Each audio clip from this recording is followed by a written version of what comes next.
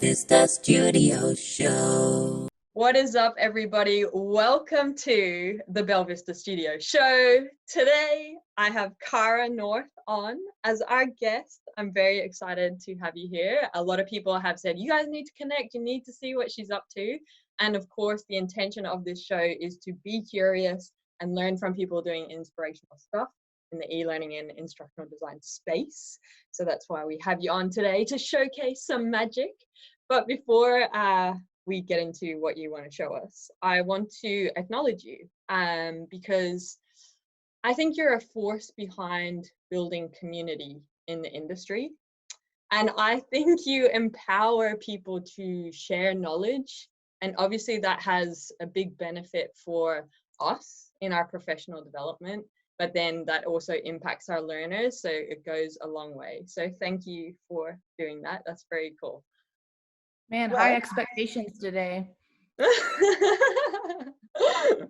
Well, I'll just hand it over to you. You're welcome to take control and share your screen and let me know like what inspiring work you have to.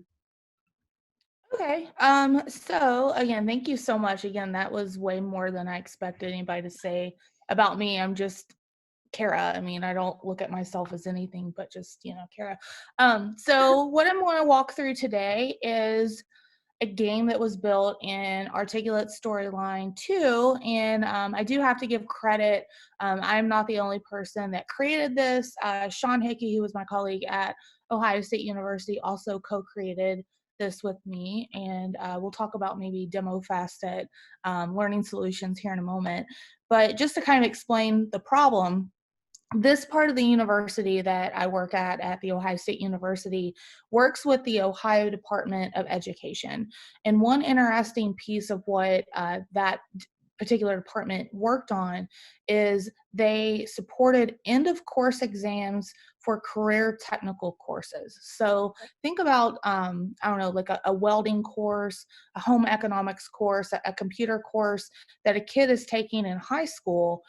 In the state of Ohio, when you complete that course, you have to take some kind of summative assessment. So they contracted with the Ohio State University Center on Education and Training for Employment to not only kind of run that item writing process, but then to also provide professional development for these career technical educators.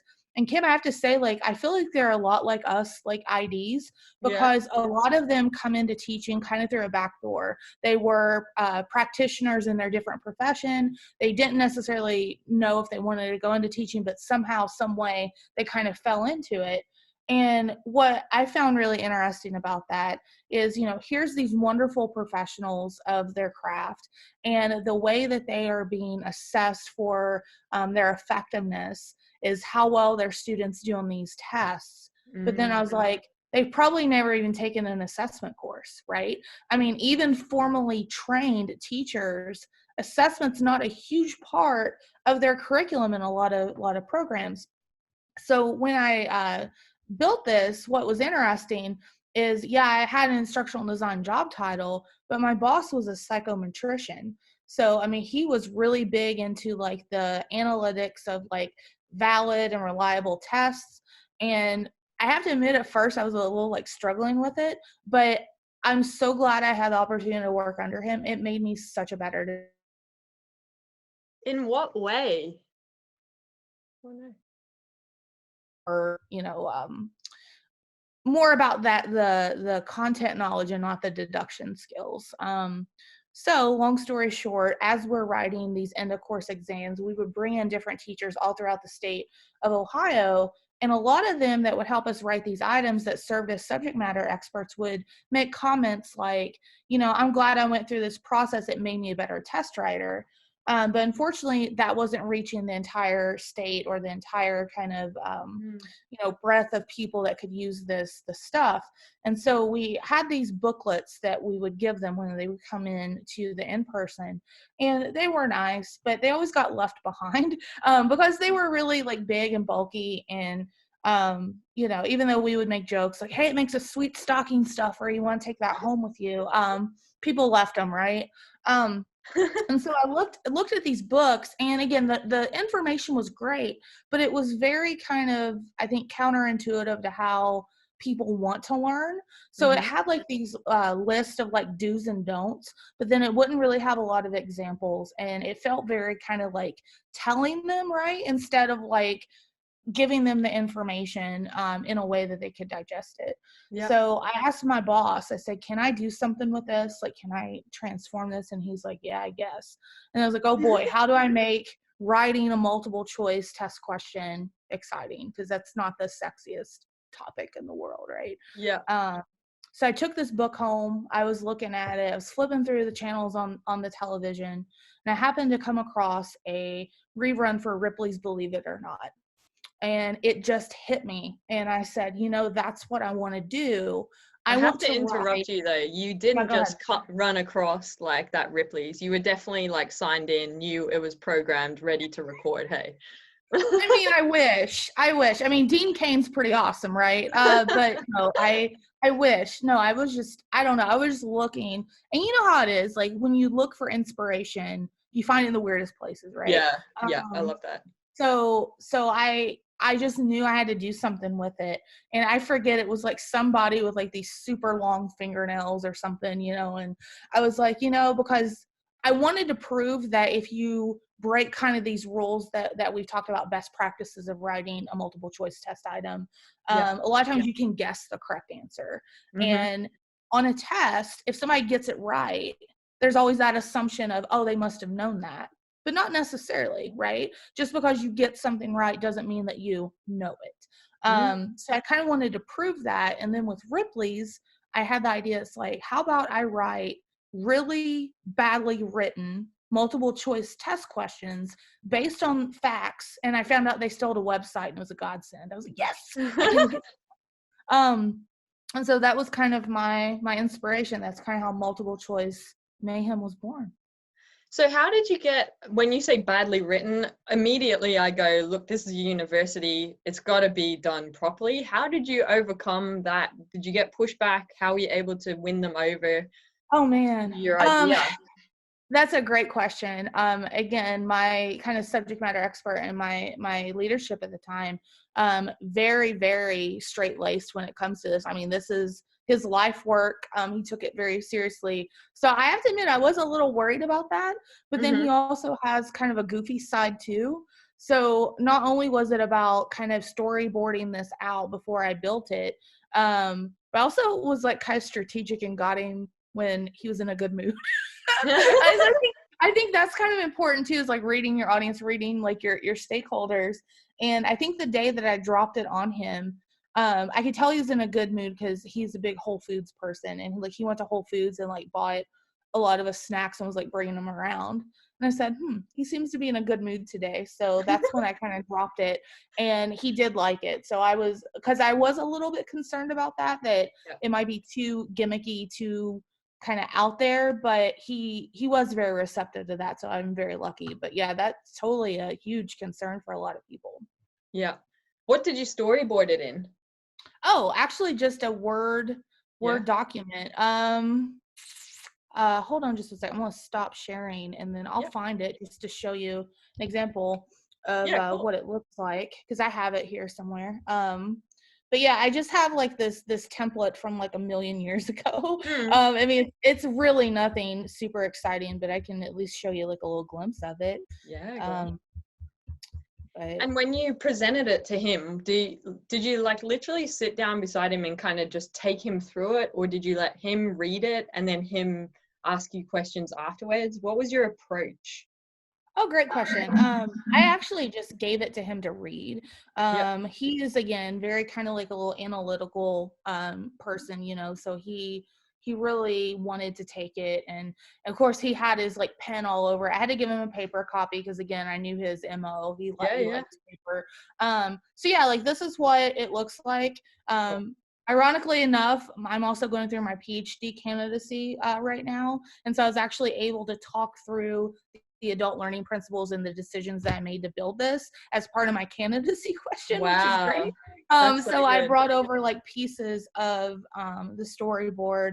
So again, the graphics haven't came over yet, but I have like some screenshots. But I basically built out kind of like a MVP in the software. So again, this was Articulate Storyline 2. So I like built out like some of the colors, some of the avatars, but then again, the big ones, the voiceover, what's going to be on, and then again, the interaction of the person, like what are they going to be doing on that particular screen. So this is kind of how I built it out, and then the highlighted is the correct answer of the questions. But I don't want to get too far because I don't want people to know the answer. Yeah, no, that's cool. I reckon get into it. I'll just say, like, I've definitely used a storyboard pretty much exactly like that for clients as well.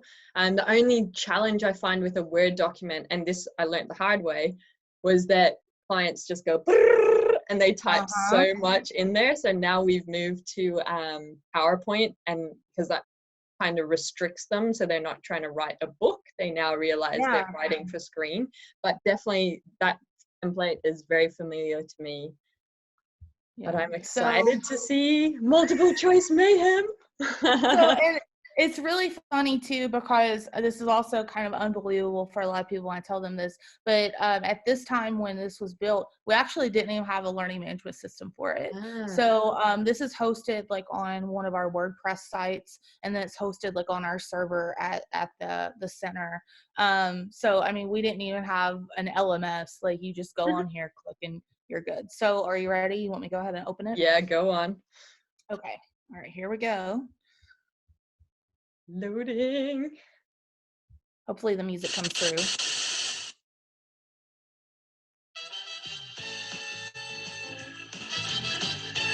Get a dance.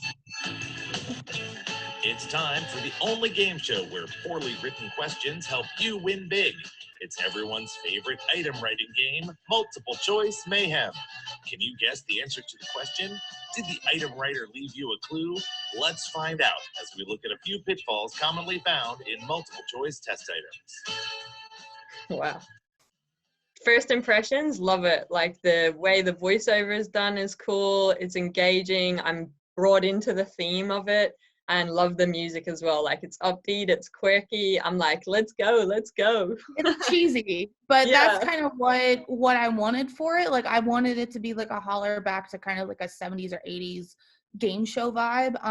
That voiceover is Sean Hickey, so the ID that helped with this. So one big thing that he was really instrumental in is doing this toggle for closed captioning, because we were, again, this is Articulate Storyline 2, so it didn't have the nice native captioning that you can use in the 3 or 360 product. So we were actually digging through the Articulate community, and I think another designer in the center actually saw this trick done, and we figured out how to do it here. So it's just basically timing and layer states that are displayed. So that's how the closed captioning works throughout, because again, we wanted to make sure that anybody could enjoy it. So yeah, that's really cool. All right. Hello, contestant. Are you ready to play our game? If you're ready to begin, select a character and type your name. All right, Kim. So for this, we wanted to have, again, you like kind of picking your person and then your name right through, like you're on a game show. So that's kind of the thing behind this. Yep. You will be presented with 7 trivia questions based on facts from Ripley's Believe It or Not. The purpose of this quiz is not to test your knowledge, but to see if, based on a flaw in the item, you can guess the correct answer. You will have 20 seconds for each question. When you're ready to begin, select next.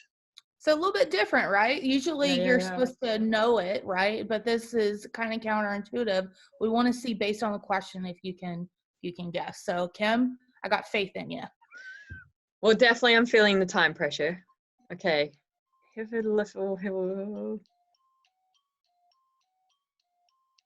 Oh my God, the stress. I'm just gonna say cars. Cars, okay. Oh, no way. Okay.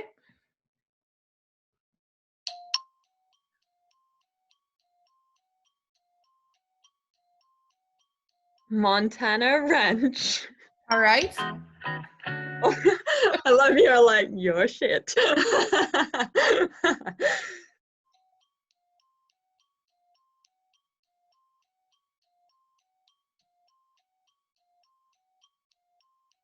an unlimited amount of alcohol.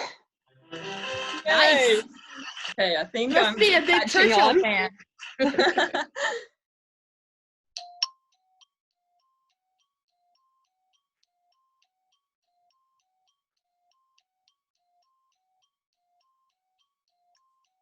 Oh no, I don't know. I'm gonna go with C. Oh shit. Oh god. No worries. I should talk what's happening in my mind out loud. Basically, I'm panicking. In a panic.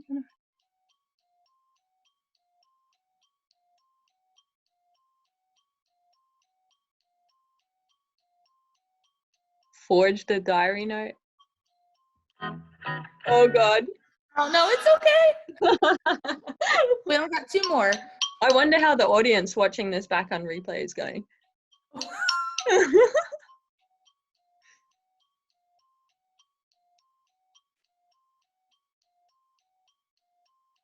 Can I see what happens when the time runs out?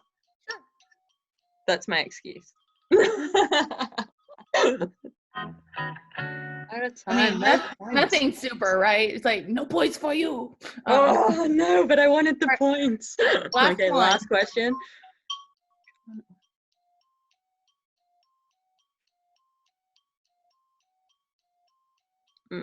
I don't know what an ordinary whatever is, but I'll just go biologist. Oh no. Right. Okay. And then after this, you get your results slide. Okay. How did you do? Sometimes Oh. flaws make it easier to answer test questions. Nope. So, I mean, you go through that, you get the results, and then we transition into talking about those rules. Okay. So that was actually one thing that was feedback I got from my supervisor at the time, is he wanted me to do the instant feedback. But the reason I ended up pushing it to the end is I really wanted to focus on that rapid succession of going through like you are on a game show very quickly. And then I thought it would be more powerful if you put it at the end, because I just wanted them to focus on, can I guess the correct answer without knowing this information? And then again, 2, hoping they didn't know the information, because I really dug around that website. And I think for the most part, most people don't know most of that. So but yeah, that was a big decision, because I did have to push back on that one, because originally he did want me to give the answer after, but I just thought it would be more powerful this way. So again, feel free to chime in, but I'm happy. Yeah, with no, this. I think I like it, because again, it is that experience, the pressure's there. There's not much time to like reflect, but it's like, just get it done. I don't know, I'm still processing it, but I like the pressure. It was cool. I was like, I think I have an idea of why it's this way, and then I was wrong for the next 3 questions, and then I was like, maybe there's like something hidden in the background, like imagery. So I'm hoping you're going to tell me what the go is. Yeah. But I'm so like, whoever is watching this now on repeat, I hope that you did better than me, but also had fun and got to experience what it's like. Yeah, but not only are you looking at, but you're also on camera and you're being recorded, right? So I mean, you know, there should be like a grace bubble around that. Let's take a look at the most common pitfalls test item writers run into when creating questions. And so this was Sean, the gentleman that helped me on This Is Baby. He loved this little graphic of the pitfall game. It was before my time. I don't remember it, but it gets a lot of laughs. I know my friend Jonathan Rock loved this piece when he saw it. He's like, oh my gosh, pitfall. So now we'll go in and explain each question and the kind of why it made it easier for somebody to look at. Okay. The first sentence of this item contains unnecessary information and gives context clues to the test taker. Having bag in the stem and having bag as a response gives the cue that it's the correct answer. So that's something that like a lot of trivia shows do. So I think the biggest one, I call this like the Jeopardy clue, because a lot of times I can guess the correct answer on Jeopardy because of these little context clues. And I'll be sitting there and my husband's like, wow, you know a lot of stuff. I'm like, no, they just leave little nuggets there. So again, you know, it appears that I'm smarter than I actually am, but it's just, again, deduction. So that's cool. You should have not told us that secret though. It's all good. This item uses grammar to provide a clue to test takers. In the STEM, the word "an" signals that the answer begins with a vowel. It's a giveaway. The answer should be an Oregon farm, since the other three choices wouldn't require the use of "an." So be careful when writing multiple choice questions to avoid grammatical cues. Yep, and that's a big one. You see a lot of people maybe write them a and then slash in, so that way it could go either way. But when you pick one or the other and you have, things that could not fit, I mean, people can automatically eliminate those.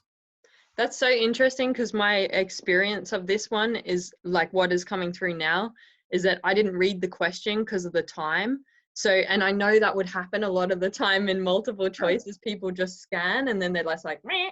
And like it definitely, I didn't read it as a sentence. I kind of was just like, trying to look for key words, and none of it made sense. So then I was like, I'm basically going to click on all of them until I can progress to the next question. Yep, sure. Did you get this one correct? Based on the syntax and grammar, the choice "an unlimited amount of alcohol" is the only answer that can complete the sentence. When constructing distractors for incomplete sentences, make sure they can fit in the STEM. Remember, you want to test content knowledge, not deduction skills. So this one also had another little hint. This is the only one that had a period after it. So the other ones didn't even have like a period after it. So grammatically, just looking at it, like a lot of test takers would probably just tick that one off because it did have the period. But if you, like, to your point from earlier, Kim, if you go and read each one of these, the only one that like makes sense as a complete sentence is an unlimited amount of alcohol. Yeah, cool.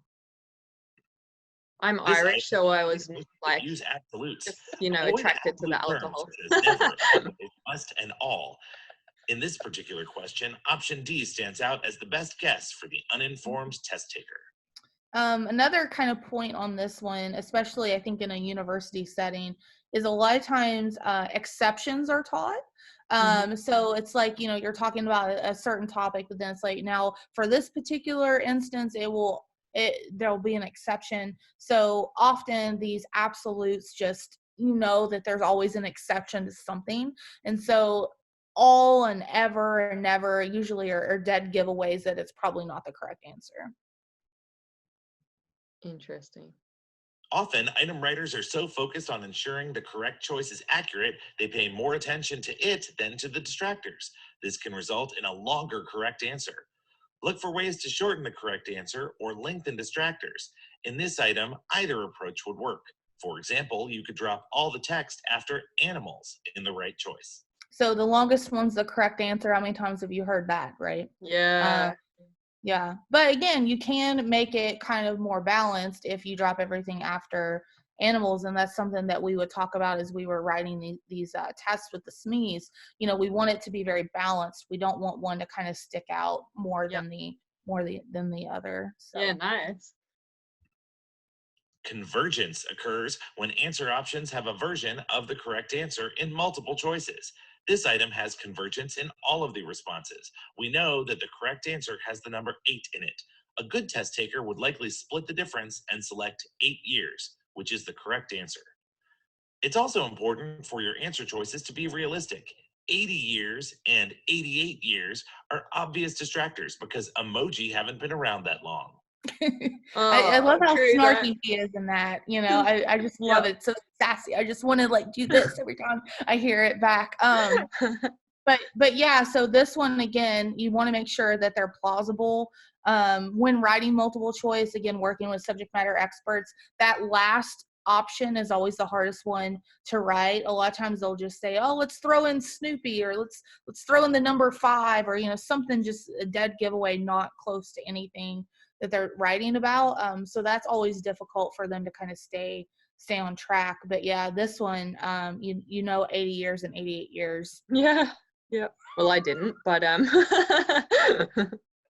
although I wonder, like in the old like cave paintings or like Egyptian hieroglyphics or something like that, maybe they have like a face or something etched somewhere. I don't know. Maybe the poop emoji somewhere. Not sure. Well, that's what I was hoping for. Yeah. Sound familiar? In this test, a previous item mentioned him and provided a context clue about his occupation. related question asked about a fellow ornithologist in the STEM, letting a clever test taker know that John Audubon must be a peer and therefore also an ornithologist. Be careful when you are creating multiple test items and make sure each question stands alone. So I call this one the Gwen Stefani, the Hollerback Girl, right? So you can go back through and find the answer to this question because it did talk about John Audubon in a previous question. So that's another one. Make sure they always can stand alone, that somebody can't deduct something from a previous question to answer another question correctly. Wow, it's cool. All right, so it will go through the music again, and then I'll show you my favorite part of the interaction is the more information, but again, that's just me, so just give it a moment. Yeah, cool. And that's all the time we have. Select the button to learn more about today's topics. We'll see you next time on Multiple Choice Mayhem.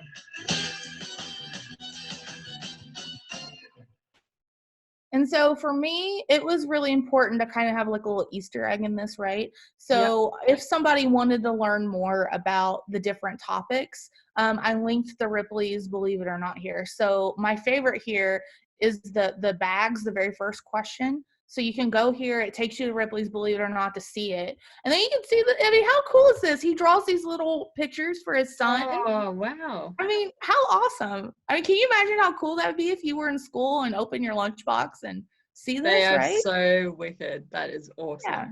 I know. I have no artistic talent at all, but yeah, so I thought that would be fun. And then this is the resource that we try to push teachers to. So this is about the different career tests, and then they can see like the different performance standards, if it has a pre-test, et cetera. So they're still getting the information that they get from that book, but they're getting it in a different way. So that's multiple choice mayhem.